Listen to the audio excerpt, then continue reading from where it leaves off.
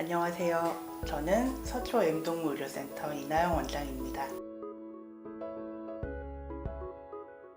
오늘은 많은 분들이 또 저한테 주시는 질문 중 하나인 저희의 살찔까봐 캔사료 안 먹여요. 그 부분에 대해서 한번 얘기를 하도록 하겠습니다. 우리가 흔히 얘기하는 캔사료는 정말로 살이 찔까요? 더? 대답은 NO입니다.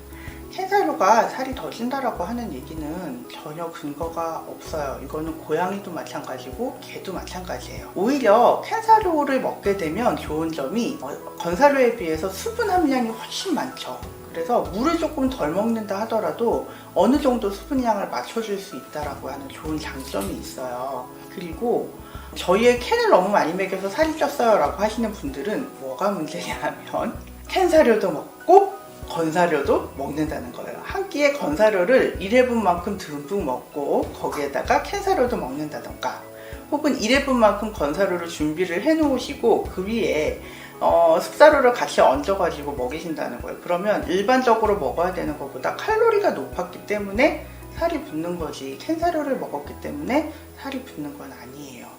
특히 고양이 같은 경우에는 저희가 고양이 비만 고양이일 때 캔사료 다이어트를 시킬 정도거든요.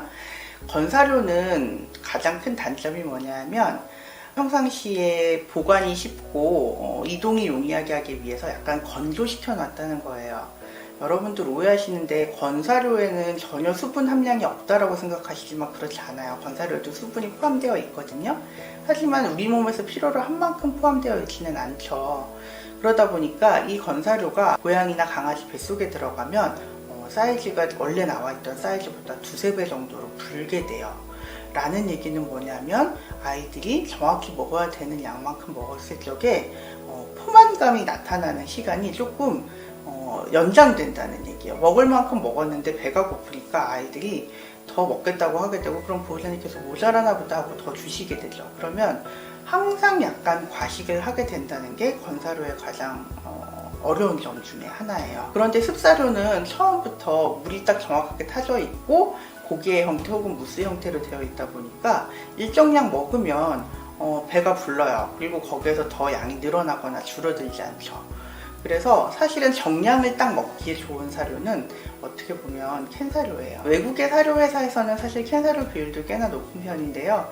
국내에서는 여러 가지 이유로 건사료의 비율이 좀 절대적으로 높고요. 건사료도 먹고 캔사료도 먹고 하는 거를 하지만 않으면 캔사료를 먹는다고 해서, 습사료를 먹는다고 해서 그것 때문에 살이 찌지는 않습니다. 여러분들께서 조금 주의하셔야 되는 게 뭐냐 하면 캔 형태로 나와 있는 모든 캔사료를 그냥 사료다 라고 생각하시는 경우가 있는데요. 습사료는 간식사료와 주식사료로 나뉘어져요. 주식사료란 한마디로 그것만 먹어도 필요한 모든 성분이 다 있는 경우를 얘기하고요. 간식은 그렇지는 않은 거예요. 왜냐하면 이 사료에다가 특히나 이렇게 수분 함량이 많은 사료에다가 미네랄이나 비타민을 정확하게 맞춰서 넣기는 그리 쉽지가 않다 보니 간식용 사료는 그야말로 정말 간식으로 먹을 수 있게끔 들어가 있고요. 주식 사료는 고기에 대한 필요한 양들을 모두 다 맞춰 놓은 거예요. 그래서 주식 사료가 보통 가격이 조금 더 비싼 경우가 많죠. 그래서 여러분들 캔사료 주셔도 되고 건사료 주셔도 되는데 단 조심하셔야 되는 건 건사료와 캔사료에 하루 필요량이 있어요. 그러니까 사료회사에서 권장하는 이 하루 섭취량이 있거든요. 그러니까 그 량을 정확하게 맞춰주셔야 돼요. 그래서 오전에는 건사료를 주고 오후에는 캔사료를 주고 이렇게 하셔도 되는데, 단 하루에 먹어야 되는 양의 절반씩을 나눠서 주셔야 하루에 필요한 양이 딱 들어가겠죠. 그래서 사료 위에다가 토핑처럼 올려주실 때는 정말로 정말 토핑처럼 아주 소량만 올려서 입맛을 살짝 당겨주는 용도로만 사용하시고요. 습사료를 먹는다고 해서 살이 더 찌는 거는 아니라는 거 꼭 기억해 주시면 좋겠습니다. 사료 봉투라던가 캔사료 뒷면에 보면 권장되는 양이 나와 있기는 한데요. 이게 우리 생각보다 훨씬 많다, 혹은 우리 애는 이것만 먹었더니 되게 부족해 하는 경우가 있어요. 이거는 모든 동물들을 다 한 그 칸에다가 집어넣을 수는 없기 때문이거든요. 그래서 사료를 먹이실 적에 꼭 같이 점검하셔야 되는 거 뭐냐면 우리 아이가 보는 변의 양은 어느 정도인가 하는 거예요. 가끔 우리의 변을 너무 많이 봐서 사료 적게 먹여요 이러시는 분들이 있는데 그러지 마시고 사료를 한 번 먹을 때는 보통 거기에 따라서 변도 한 번 본다라고 생각하시면 맞을 것 같아요. 그래서 사료를 하루에 2번 정도 먹인다라고 하면 변도 2번 보는 게 맞다라는 거죠. 예를 들어서 애한테 사료를 조금 다이어트를 시키기 위해서 적게 먹인다고 먹였는데 우리 아이 변이 너무 딱딱하거나 너무 부스러져 버리거나 양이 좀 너무 적은 것 같다 라고 생각될 적에는 사료량을 조금 조절해 주셔야 될 필요가 있어요. 고양이들은 사실은 횟수에 맞춰서 변을 보는 건 아니기 때문에 하루에 한 번 이상은 꼭 반드시 변을 보는 걸 확인을 해 주셔야 됩니다. 가끔 우리 애는 체중이 6kg가 나가니까 6kg만큼 사료를 먹여야 되겠는데 살이 안 빠져 이러시는 분들이 있거든요.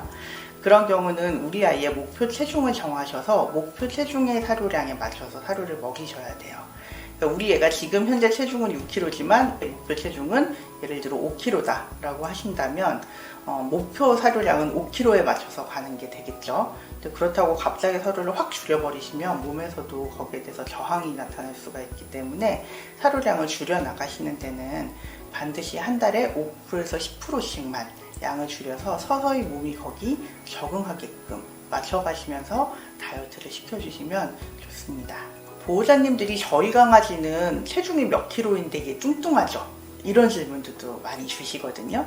그런데 사람도 키가 얼마냐에 따라서 같은 체중이더라도 비만인 경우도 있고 아닌 경우도 있잖아요.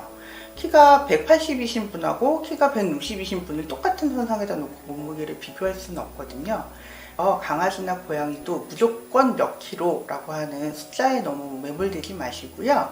몸매와 갈비뼈 그리고 아랫배가 어느 정도 처지는가 전체적으로 몸매 모양을 보고 판단하시는 게 좋습니다. 오늘 다이어트와 캔사료의 상관관계에 대해서 알아봤습니다. 자, 그러면 다음번에도 재미있는 주제를 가지고 다시 찾아오도록 할게요.